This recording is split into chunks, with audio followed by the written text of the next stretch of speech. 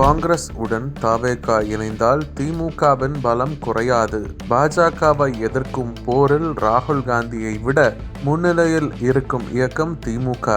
யார் எங்கே சேர வேண்டுமோ அது அவர்கள் விருப்பம் என காங்கிரஸ் தவேகவில் இணைய இருக்கும் செய்தி குறித்து திமுக எம்பி ராசா தெரிவித்துள்ளார். அவனியாபுரம் ஜல்லிக்கட்டு போட்டியில் 22 காளைகளை அடக்கி வளையங்குளத்தை சேர்ந்த பாலமுருகன் முதலிடம் பிடித்துள்ளார். அவருக்கு பரிசாக கார் வழங்கப்பட்டுள்ளது.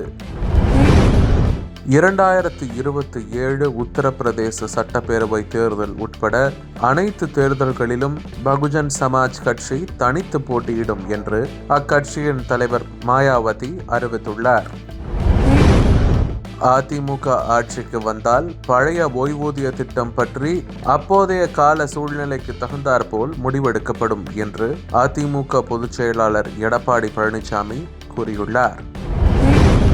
தஞ்சாவூர் சாஸ்திரா பல்கலைக்கழகம் ஆக்கிரமித்த நிலத்தை மீட்கும்படி சென்னை உயர்நீதிமன்றம் பிறப்பித்த உத்தரவிற்கு உச்சநீதிமன்றம் இடைக்கால தடை விதித்துள்ளது.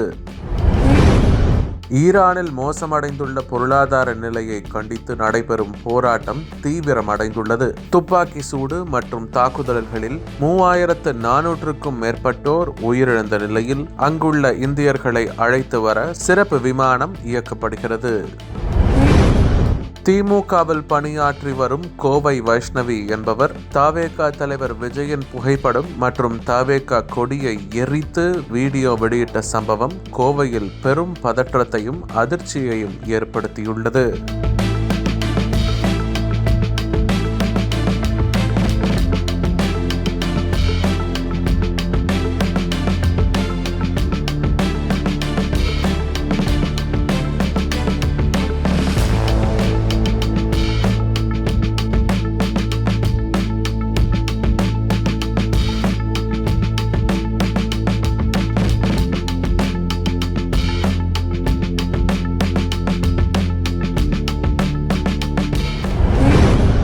சட்டப்பேரவை தேர்தலில் யாருடன் கூட்டணி என்பது குறித்து விரைவில் அறிவிப்பேன் என்றும் தை பிறந்தால் வழி பிறக்கும் என்றும் முன்னாள் முதலமைச்சர் பன்னீர்செல்வம் தெரிவித்துள்ளார்.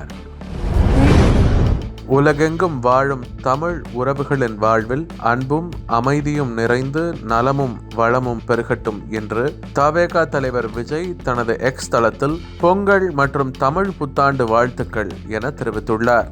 தமிழ் புத்தாண்டு வாழ்த்துக்களையும் அவர் சேர்த்து கூறியுள்ளது. தமிழ் புத்தாண்டு தையிலா அல்லது சித்திரையிலா என்ற விவாதத்தை மீண்டும் கிளப்பியுள்ளது.